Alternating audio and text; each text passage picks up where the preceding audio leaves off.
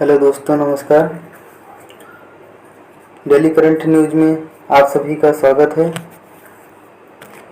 दैनिक समसामयिकी जो सभी प्रतियोगी परीक्षाओं के लिए अति महत्वपूर्ण है, इससे संबंधित आज का पहला हमारा चर्चा का विषय है ओलंपिक दिवस। इसके बारे में जान लेते हैं। हर साल 23 जून को दुनिया भर में ओलंपिक दिवस या अंतर्राष्ट्रीय ओलंपिक दिवस मनाया जाता है। इस दिन को मनाने का मकसद आम लोगों के बीच खेलों को प्रोत्साहन करना तथा खेल को जीवन का अभिन्न अंग बनाना संदेश फैलाना है। यह दिवस खेल कूद की गतिविधियों को सेलिब्रेट करने का एक उत्सव है जिसमें दुनिया भर से लोग शामिल होते हैं। 2022 में ओलंपिक दिवस की theme together for a peaceful world है। यह दिन विश्व भर में खेल एवं स्वास्थ्य के महत्व को बढ़ावा देने के साथ ही खेलों के जरिए दुनिया को एक बेहतर जगह बनाने का आह्वान करता है। ओलंपिक दिवस 23 जून 1894 को अंतर्राष्ट्रीय ओलंपिक समिति IOC की स्थापना हुई थी। इसकी स्थापना के उपलक्ष्य में हर साल 23 जून यह दिवस मनाया जाता है। पहला ओलंपिक दिवस 23 जून 1948 को मनाया गया था। इस मौके पर Portugal, Greece, Austria, Canada, Switzerland, Great Britain, Uruguay, Venezuela और बेल्जियम ने अपने यहाँ ओलंपिक दिवस का आयोजन किया है। ऐतिहासिक पृष्ठभूमि इसकी जान लेते हैं। चेक IOC के सदस्य डॉक्टर ग्रस ने स्टॉकहोम में अंतर्राष्ट्रीय ओलंपिक समिति के 41वें सत्र में विश्व ओलंपिक दिवस का विचार प्रस्तुत किया। इसके तहत ओलंपिक के संदेशों और मूल उद्देश्य को मानने के लिए एक दिवस निर्धारित करने के लिए कहा गया है।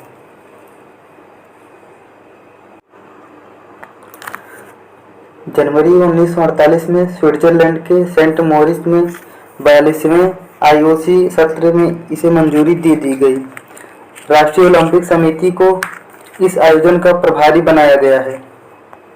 अंतर्राष्ट्रीय ओलंपिक समिति IOC यह ओलंपिक खेलों की संरक्षक और ओलंपिक आंदोलन की अग्रणी है। यह एथलीटों, राष्ट्रीय ओलंपिक समितियों, अंतर्राष्ट्रीय संघों व विभिन्न भागीदारों सहित सभी ओलंपिक हितधारकों के बीच सहयोग के लिए उत्प्रेरक के रूप में कार्य करती है। यह संयुक्त राष्ट्र और अन्य अंतर्राष्ट्रीय संगठनों सहित सार्वजनिक और निजी प्राधिकरणों के साथ भी सहयोग करती है। इसका दृष्टिकोण खेल के माध्यम से एक बेहतर विश्व का निर्माण करना है। अगला हमारा चर्चा का विषय है वाणिज्य भवन और NIRYAT पोर्टल का शुभारंभ।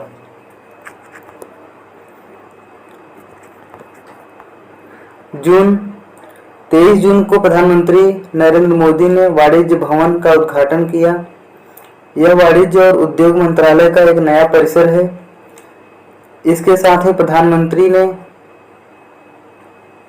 निर्यात नामक एक नया पोर्टल भी लॉन्च किया। वाणिज्य भवन के बारे में, यह वाणिज्य भवन इंडिया गेट के पास निर्मित किया गया है। यह भवन एक एकीकृत और आधुनिक कार्यालय परिसर के रूप में कार्य करेगा। इसका उपयोग मंत्रालय के तहत 2 विभागों यानी वाणिज्य विभाग तथा उद्योग एवं आंतरिक व्यापार संवर्धन विभाग द्वारा किया जाएगा। इस भवन को एक स्मार्ट इमारत के रूप में डिजाइन किया गया है जिसमें ऊर्जा की बचत पर विशेष ध्यान देने के साथ टिकाऊ वास्तुकला के सिद्धांत शामिल हैं। इस इमारत में 1000 अधिकारी और कर्मचारी रह सकते हैं। निर्यात पोर्टल, इसका पूरा नाम राष्ट्रीय आयात निर्यात वार्षिक व्यापार विश्लेषण रिकॉर्ड है। यह भारत के विदेशी व्यापार से संबंधित जानकारी प्रदान करेगा। इसे सभी हितधारकों के लिए वन स्टॉप प्लेटफॉर्म के रूप में विकसित किया गया है। इसकी सहायता से वे भारत के विदेश व्यापार से संबंधित सभी आवश्यक जानकारी प्राप्त कर सकेंगे। अगला हमारा चर्चा का विषय है तिब्बत पर 8वां विश्व सांसद सम्मेलन। आज यानी 22 जून से तिब्बत पर 8वां विश्व संसद सम्मेलन WPCT वाशिंगटन में शुरू हुआ। तिब्बत में हो रहे मानवाधिकारों के उल्लंघन तथा धार्मिक दमन पर चिंता व्यक्त करने के लिए वैश्विक नेताओं के 2 दिवसीय 22-23 सम्मेलन का आयोजन किया जा रहा है। इस सम्मेलन में निर्वासित तिब्बती सांसदों सहित 26 देशों के 100 से अधिक सांसद भाग लेंगे। इस सम्मेलन का आयोजन निर्वासित तिब्बती सांसदों द्वारा किया जा रहा है। इस सम्मेलन का मुख्य उद्देश्य तिब्बती धर्म, संस्कृति, पहचान और पर्यावरण को संरक्षित करने का प्रयास करना है। इसका एक उद्देश्य तिब्बत मुद्दे को हल करने के लिए विभिन्न देशों के सांसदों का समर्थन पाना भी है। साथ ही अहिंसा के माध्यम से तिब्बत में मानवाधिकारों और स्वतंत्रता की वकालत करना है। गौरतलब है कि इस तरह का पहला सम्मेलन नई दिल्ली 1994 में आयोजित किया गया था। इसके बाद के सम्मेलन विलनियस, वाशिंगटन DC, एडिनबर्ग, रोम और ओटावा जैसे शहरों में आयोजित किए गए थे। 8वें WPCT का मुख्य आकर्षक दलाई लामा का एक वीडियो संदेश और अमेरिकी प्रतिनिधि सभा के अध्यक्ष नैन्सी पेलोसी का अभिवादन होगा। अगला हमारा चर्चा का विषय है डॉक्टर श्यामा प्रसाद मुखर्जी की पुण्यतिथि। 23 जून को डॉक्टर श्यामा प्रसाद मुखर्जी की पुण्यतिथि है। इस अवसर पर प्रधानमंत्री ने डॉक्टर श्यामा प्रसाद मुखर्जी को श्रद्धांजलि अर्पित की। प्रधानमंत्री ने कहा कि श्यामा प्रसाद मुखर्जी भारत की प्रगति और एक मजबूत तथा समृद्ध राष्ट्र का सपना देखते थे। गौरतलब है कि इनकी मृत्यु 23 जून 1953 को हुई थी। डॉक्टर श्यामा प्रसाद मुखर्जी के बारे में जान लेते हैं। इनका जन्म 6 जुलाई 1901 कोलकाता में हुआ था। वह 1929 में बंगाल विधान परिषद के सदस्य बने और 1934 से 1938 तक कलकत्ता विश्वविद्यालय के सबसे कम उम्र के कुलपति रहे। मुखर्जी संविधान सभा के सदस्य भी थे और स्वतंत्र भारत की पहली कैबिनेट में मंत्री बने थे। नेहरू लियाकत समझौते के निरर्थक मानते हुए इन्होंने 1950 में केंद्रीय मंत्रिमंडल से इस्तीफा दे दिया था। 21 अक्टूबर 1951 को श्यामा प्रसाद मुखर्जी ने भारतीय जनसंघ की स्थापना की और इसके संस्थापक अध्यक्ष बने। मुखर्जी जम्मू कश्मीर को विशेष राज्य दर्जा देने वाले संविधान के अनुच्छेद 370 के प्रबल आलोचक थे। वह कश्मीर में प्रवेश करने के लिए परमिट की जरूरत का विरोध करते थे। मुखर्जी ने अनुच्छेद 370 के खिलाफ एक अभियान का नेतृत्व किया और 1953 में तत्कालीन जम्मू कश्मीर राज्य में नजरबंदी के दौरान उनकी मृत्यु हो गई। श्यामा प्रसाद मुखर्जी की प्रमुख रचनाएं जान लेते हैं। इनकी पहली रचना है लीव फ्रॉम डेली, दूसरी रचना है द स्पोक श्यामा प्रसाद, तीसरी रचना है अवेक हिंदुस्तान, चौथी रचना है a phase of the Indian struggle, पांचवी रचना है बंगाल फैमिली। अगला हमारा चर्चा का विषय है मंकी पॉक्स महामारी घोषित। मंकी पॉक्स के बारे में जान लेते हैं। विश्व स्वास्थ्य नेटवर्क वर्ल्ड हेल्थ नेटवर्क ने वर्तमान मंकी पॉक्स प्रकोप को महामारी घोषित किया है। अब तक 58 देश में मंकी पॉक्स के 3417 मामले सामने आए हैं। हालांकि चेचक के तुलना में मंकी पॉक्स के मामलों में मृत्यु दर काफी कम है। WHO के मुताबिक यदि तत्काल कार्रवाई नहीं की गई तो इसका गंभीर प्रभाव देखा जा सकता है।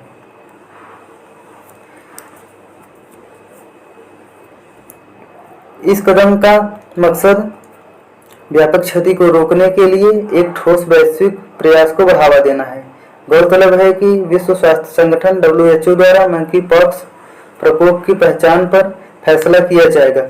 WHO ने विश्व स्वास्थ्य संगठन से तत्काल public health emergency of international concern घोषित करने का आग्रह किया है।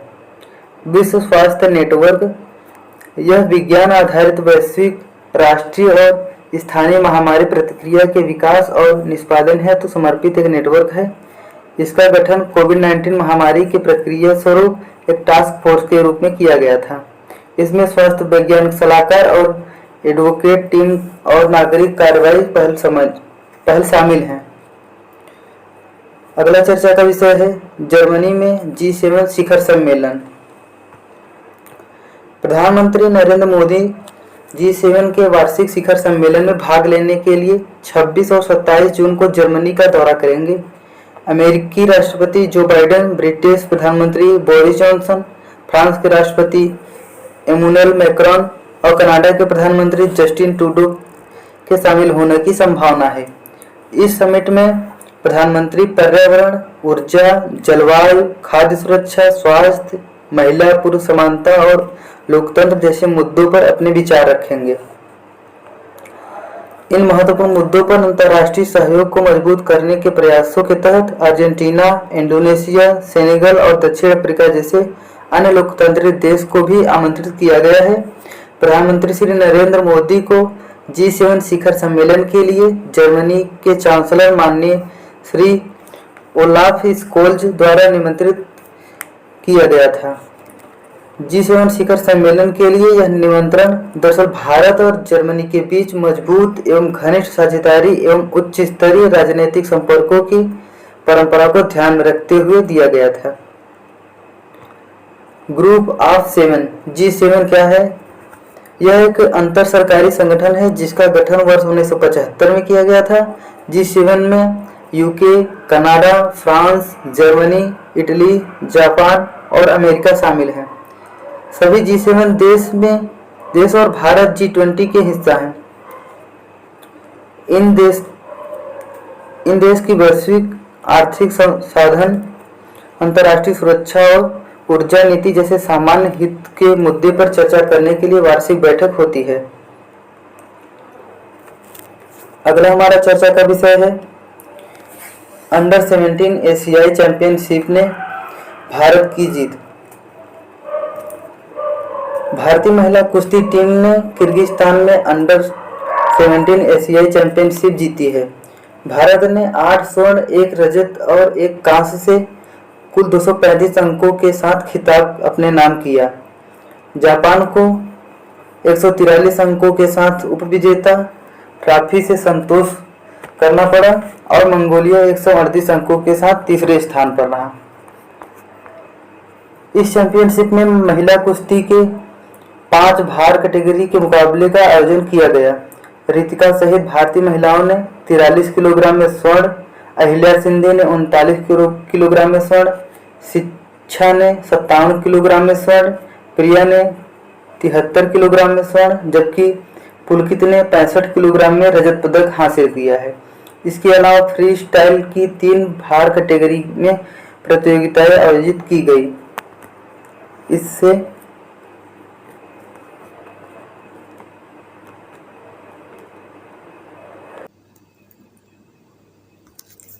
इसमें परविंदर सिंह ने 80 किलोग्राम में स्वर्ण जबकि नरेंद्र ने 71 किलोग्राम में रजत हासिल किया है। यूनाइटेड वर्ल्ड रेसलिंग यह शौकिया कुश्ती के खेल के लिए अंतर्राष्ट्रीय शासी निकाय है। यह ओलंपिक में कुश्ती की देखरेख करता है। यह कुश्ती के विभिन्न रूपों के लिए अंतर्राष्ट्रीय प्रतियोगिताओं की अध्यक्षता करता है। 1912 में स्टॉकहोम में पहला अंतर्राष्ट्रीय पहलवान संघ बनाया गया था। अगला हमारा चर्चा का विषय है ग्लोबल लिवेबिलिटी इंडेक्स 2022। हाल ही में जारी ग्लोबल लिवेबिलिटी इंडेक्स में वियना शहर दुनिया का सर्वाधिक रहने योग्य अच्छा शहर घोषित किया गया है। गौरतलब है कि वियना ऑस्ट्रिया की राजधानी है। यह 2021 में 12वें स्थान पर था। यह इंडेक्स हर साल इकोनॉमिक इंटेलिजेंस यूनिट द्वारा प्रकाशित की जाती है। वियना ने न्यूजीलैंड के शहर ऑकलैंड को पछाड़ते हुए यह शीर्ष स्थान हासिल किया है। इस बार ऑकलैंड कोविड-19 प्रतिबंधों के कारण 34वें स्थान पर आ गया है।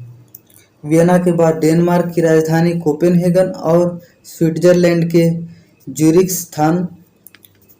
ज्यूरिख शहर का स्थान है, जबकि स्विस शहर जिनेवा छठे, जर्मनी का फ्रैंकफर्ट सातवें और नीदरलैंड का एम्स्टर्डम 9वें स्थान पर रहा। यूरोप में शीर्ष 10 शहरों में 6 पर कब्जा किया है। वहीं रूस आक्रमण के कारण कीव को इस वर्ष की सूचकांक में शामिल नहीं किया है। सेंसरशिप और पश्चिमी प्रतिबंधों के कारण रूसी शहर मॉस्को और सेंट पीटर्सबर्ग रैंकिंग से पिछड़ गए हैं। जापान के ओसाका और ऑस्ट्रिया के मेलबर्न शहर ने 10वां स्थान साझा किया। इस साल की रैंकिंग में ब्रिटेन की राजधानी लंदन दुनिया का 33वां सर्वाधिक रहने योग्य शहर, जबकि स्पेन का बार्सिलोना और मैड्रिड क्रमशः 35वें और 43वें स्थान पर है। इटली का मिलान शहर 49वें स्थान, अमेरिका का न्यूयॉर्क 91वें स्थान और चीन का बीजिंग 71वें स्थान पर रहा। वहीं युद्धग्रस्त सीरिया की राजधानी दमिश्क ने ग्रह पर सबसे कम रहने योग्य शहर के रूप में स्थान हासिल किया।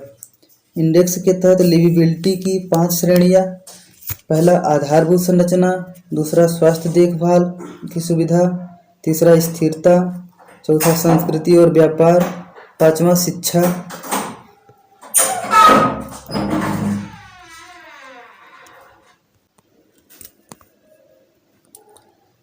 अगला चर्चा का विषय है खबरों में GSAT-24 क्या है। हाल ही में new space India limited NSIL ने भारतीय अंतरिक्ष अनुसंधान संगठन द्वारा निर्मित उपग्रह GSAT-24 को फ्रेंच गुयाना के कौरा से सफलतापूर्वक लॉन्च किया है। GSAT-24 एक 24 KU बैंड आधारित संचार उपग्रह है, जिसे फ्रांसीसी कंपनी एरियन स्पेस के एरियन 5 रॉकेट द्वारा भू स्थिर कक्षा में स्थापित किया गया है। इस उपग्रह का वजन 4180 किलोग्राम है। यह उपग्रह डायरेक्ट टू होम अनुप्रयोग की जरूरतों को पूरा करने के लिए अखिल भारतीय कवरेज के साथ प्रक्षेपित किया गया है। यह एक मांग संचालित संचार उपग्रह मिशन है, जिसे DTH सेवा प्रदाता टाटा प्लेबोर्ड को पट्टे पर दिया गया है। मार्ग संचालित मोड का मतलब है कि जब उपग्रह लॉन्च किया जाता है तो पहले इसे यह पता होता है कि अंतिम ग्राहक कौन होगा और उपग्रह का उपयोग किस क्षेत्र में होगा। NSIL, इसका फुल फॉर्म जान लेते हैं, new space India limited.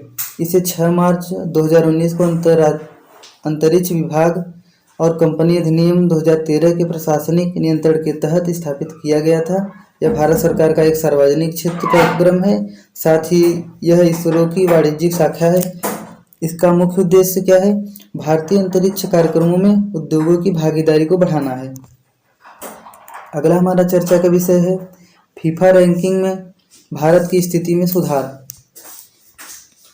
FIFA ranking में भारत 2 स्थान के उछाल के साथ 104वें रैंक पर पहुंच गया है। भारत यानी ब्लू टाइगर्स और न्यूजीलैंड 103 के ठीक नीचे रखा गया है। हालांकि एशियाई फुटबॉल परिसंघ के सदस्यों में भारत की रैंकिंग 19वें स्थान पर स्थिर बनी हुई है। यह इस महीने की शुरुआत में भारत का अब तक का सर्वश्रेष्ठ एशियाई कप क्वालिफिकेशन अभियान था। भारत ने कुल मिलाकर 5वीं बार, पहला 1964 में, 1984 में, 2011 में, 2019 में और अब 2023 में इस महाद्वीप प्रतियोगिता के लिए क्वालिफाई किया है। फुटबॉल एसोसिएशन अंतर्राष्ट्रीय महासंघ क्या है जान लेते हैं।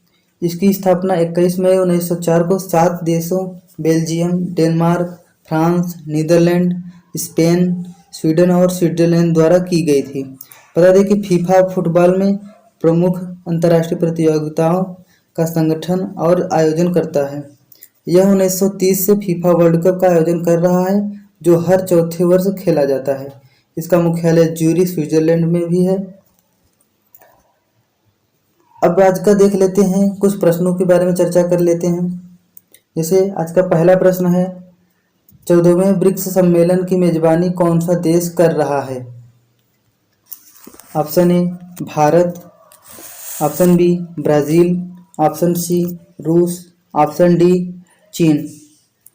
इसका सही उत्तर है ऑप्शन डी चीन। प्रधानमंत्री नरेंद्र मोदी ने 23-24 जून को होने वाले 14वें ब्रिक्स सम्मेलन में वर्चुअल शामिल होंगे। इस वर्ष ब्रिक्स के अध्यक्ष होने के कारण इस सम्मेलन की मेजबानी चीन कर रहा है। ब्रिक्स विश्व की 5 बड़ी विकासशील अर्थव्यवस्थाओं का समूह है, जिसमें ब्राज़ील, रूस, भारत, चीन और दक्षिण अफ्रीका शामिल हैं। अगले प्रश्न की ओर चलते हैं। अगला प्रश्न है, निर्यात पोर्टल के संबंध में निम्नलिखित कथन पर विचार कीजिए। पहला, इसे प्रधानमंत्री द्वारा लॉन्च किया गया है। दूसरा, यह भारत के विदेशी व्यापार के बारे में जानकारी उपलब्ध कराएगा। उपयुक्त में से कौन सा कथन सही है? केवल एक, केवल दो, एक और दो दोनों, न तो एक और न ही दो। इसका सही विकल्प है विकल्प सी, एक और दो दोनों। हाल ही में प्रधानमंत्री नरेंद्र मोदी ने वाणिज्य एवं उद्योग मंत्रालय के नए परिसर वाणिज्य भवन का उद्घाटन किया। इस अवसर पर उन्होंने एक निर्यात पोर्टल लॉन्च किया। यह पोर्टल एक वन स्टॉप प्लेटफॉर्म है, जहां हितधारकों को भारत के विदेशी व्यापार की जानकारी मिलेगी, इसलिए कथन 2 सही है। अगले प्रश्न की ओर चलते हैं। हाल ही में खबरों में रहा अजुजेंथलेट क्या है? ए मशरूम की एक प्रजाति, बी मैंग्रोव की एक प्रजाति, सी वीड की एक प्रजाति, कोरल की एक प्रजाति। इसका सही विकल्प है विकल्प डी, कोरल की एक प्रजाति। हाल ही में वैज्ञानिकों ने अजुजेंथलेट कोरल की 4 नई प्रजातियों की खोज की है। ये कोरल अंडमान और निकोबार द्वीप समूह के जल क्षेत्र में खोजे गए हैं। अजुजेंथलेट कोरल का एक समूह है जिसमें जेंथुलेट नहीं होते हैं। ये कोरल अपना पोषण सूर्य प्रकाश से नहीं बल्कि प्लैंकटन से प्राप्त करते हैं। अगला प्रश्न है, खोस्त शहर किस देश में है? ए ग्रीस, बी अफगानिस्तान, सी बुल्गारिया, डी आर्मेनिया। इसका सही विकल्प है विकल्प बी, अफगानिस्तान। हाल ही में अफगानिस्तान के खोस्त शहर से 44 किमी दक्षिण पूर्व में एक स्थान पर शक्तिशाली भूकंप आया। यह 2002 के बाद अफगानिस्तान में सबसे अधिक तीव्रता वाला भूकंप था। इस भूकंप के कारण 1000 से अधिक लोगों की मृत्यु हो गई है। अगला प्रश्न है, कौन सा नेशनल पार्क ब्रोआउटलर डियर का आवास है? A Jim Corbett national park, B Gir national park, C Periyar national park, D Keibul Lamjao national park. इसका सही विकल्प है बी गिर नेशनल पार्क। इसका सही विकल्प है D Keibul Lamjao national park. Manipur में केबुल लामजाओ नेशनल पार्क के पास प्रस्ताव हेरिटेज पार्क के स्थानांतरण को लेकर विरोध प्रदर्शन किया जा रहा है। Keibul Lamjao national park endangered brow antlered deer का आवास है। संघाई हिरण मणिपुर का राजकीय पशु है, जिसे वन्यजीव संरक्षण अधिनियम 1972 की सूची 1 के तहत संरक्षण प्राप्त है। यह आमतौर पर लोकटक लेक में फ्लोटिंग बायोमास पर देखा जाता है। अगला प्रश्न है, जमीनी द्वीप कहाँ स्थित है? ए कैस्पियन सागर, बी काला सागर, सी भूमध्य सागर, डी बाल्टिक सागर। इसका सही विकल्प है बी काला सागर। हाल ही में यूक्रेन ने कहा कि उसने जमीनी द्वीप पर रूस की सेना को गंभीर नुकसान पहुंचाया है। जमीनी द्वीप काला सागर में स्थित है। यह द्वीप 700 मीटर से कम क्षेत्रफल की एक चट्टान है। इसे स्नेक आइलैंड के नाम से भी जाना जाता है। अगला प्रश्न है, सूर्य नूतन के संबंध में निम्नलिखित कथन पर विचार कीजिए। पहला है, यह एक rechargeable indoor solar cooking system है। दूसरा, इसे Indian oil R&D centre Faridabad ने विकसित किया है। उपयुक्त में से कौन सा कथन सही है? केवल एक, केवल दो, एक और दो दोनों, न तो एक और न ही दो। इसका सही विकल्प है सी, एक और दो दोनों। हाल ही में सूर्य नूतन सोलर कुकिंग सिस्टम को प्रदर्शित किया गया है। सूर्य नूतन एक rechargeable indoor solar cooking system है। इसे Indian oil R&D centre for Faridabad ने विकसित किया है। यह हमारी ऊर्जा सुरक्षा स्थिति को बदलने में सक्षम है, क्योंकि भारत वर्तमान में अपनी LPG आवश्यकताओं का लगभग 50% आयात करता है। अगला प्रश्न है, ददप लोपिंग किस फसल की संबंधित है? ए, कॉफी, बी, चाय, सी, गन्ना, डी, कपास। इसका सही विकल्प है ए, कॉफी। कर्नाटक के काफी उत्पादन क्षेत्रों में शुष्क मौसम की स्थिति ने बागान मालिकों को अपनी फसल की प्रति चिंतित कर दिया है। इससे निपटने के लिए अधिकांश काफी किसानों ने ददप लोपिंग जैसे कुछ उपाय किए हैं। ददप लोपिंग का अर्थ बागानों में छायादार वृक्षों की शाखाओं को काटना। इससे मानसून में पौधों पर अधिकतम सूर्य का प्रकाश सुनिश्चित किया जाता है। अगला प्रश्न है, Bedti Varada river interlinking project किस राज्य से संबंधित है? ए, तमिलनाडु, बी, कर्नाटक, सी, केरल, डी, गोवा। इसका सही विकल्प है बी, कर्नाटक। हाल ही में पर्यावरणविदों के एक समूह ने वेदती वर्धा नदी जोड़ने की परियोजना का विरोध किया है। Bedti Varada river interlinking project Karnataka में वेदती और वर्धा नदी को जोड़ने का एक प्रोजेक्ट है। इसकी परिकल्पना 1992 में पेयजल की उपलब्धता सुनिश्चित करने के लिए की गई थी। इसका उद्देश्य अरब सागर में गिरने वाली वेदती नदी और तुंगभद्रा की सहायक वर्धा नदी को आपस में जोड़ना है। अगला प्रश्न है, जैव विविधता पर संयुक्त राष्ट्र सम्मेलन CBD पर सदस्य देशों का 15वां सम्मेलन COP15 कहाँ आयोजित होगा? ए, मॉन्ट्रियल, बी, कुनमिंग, सी, न्यूयॉर्क, डी, नई दिल्ली। इसका सही विकल्प है ए, मॉन्ट्रियल। जैव विविधता पर संयुक्त राष्ट्र सम्मेलन CBD के 15वें सम्मेलन के लिए दुनिया को अब थोड़ा और इंतजार करना होगा। वैसे तो CBD की बैठक हर 2 साल में होती है, लेकिन कोरोना महामारी के कारण 2020 से आयोजित नहीं हो सकी है। वर्ष 2020 में COP15 चीन के कुनमिंग में आयोजित होनी थी, लेकिन अब यह कनाडा के मॉन्ट्रियल में 5 दिसंबर 2022 को आयोजित होगी। अगला प्रश्न है, विश्व बैंक ने भारत के किस राज्य में वर्षा आधारित खेती को बढ़ावा देने के लिए एक प्रोजेक्ट को मंजूरी दी है? ए, राजस्थान, बी, गुजरात, सी, हरियाणा, डी, उत्तराखंड। इसका सही विकल्प है डी, उत्तराखंड।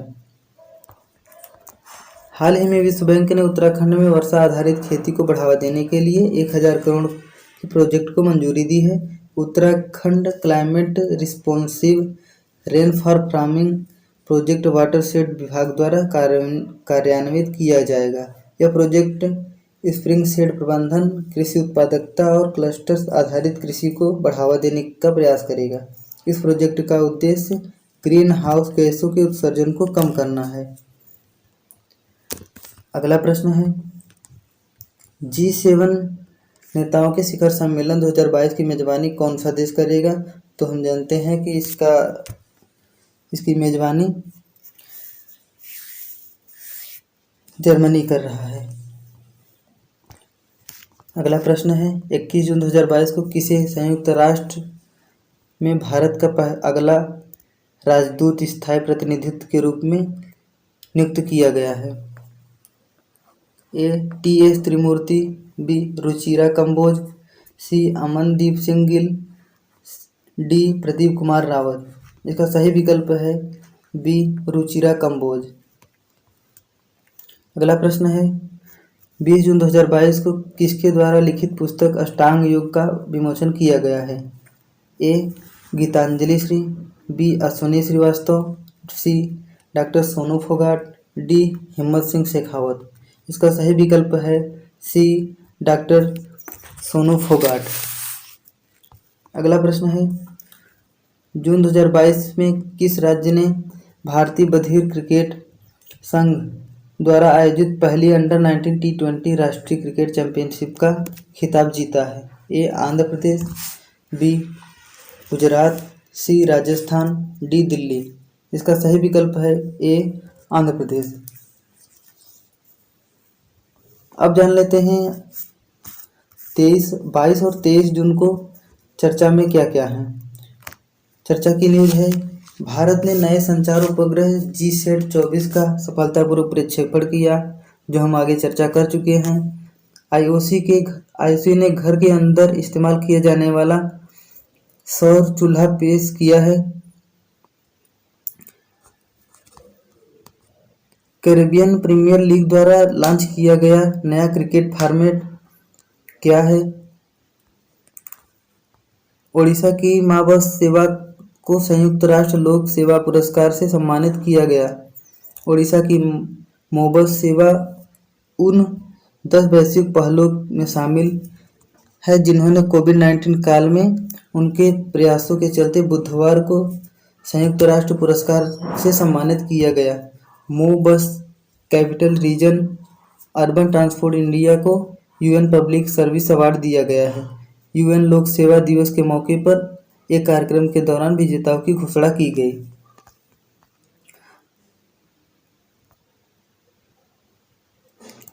ताज़ा रैंकिंग के अनुसार रहने के लिए दुनिया के 10 सबसे खराब शहर कौन से हैं? इकोनॉमिस्ट इंटेलिजेंस यूनिट के द ग्लोबल लिविबिलिटी इंडेक्स 2022 के अनुसार सीरिया की राजधानी दमिश्क रहने के लिहाज से दुनिया का सबसे खराब शहर बन गया है। इसके बाद नाइजीरिया के लागोस, लीबिया के त्रिपोली और अल्जीरिया के अल्जीरियस का स्थान है।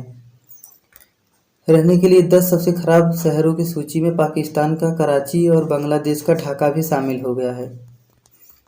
अगला है PM मोदी ने विदेशी व्यापार से जुड़ा निर्यात पोर्टल किया लॉन्च। तो आज के लिए बस इतना ही। अगर वीडियो अच्छी लगी हो तो वीडियो को लाइक कीजिए, कमेंट कीजिए, चैनल को सब्सक्राइब कीजिए और ज़्यादा से ज़्यादा लोगों को शेयर कीजिए। बहुत बहुत धन्यवाद।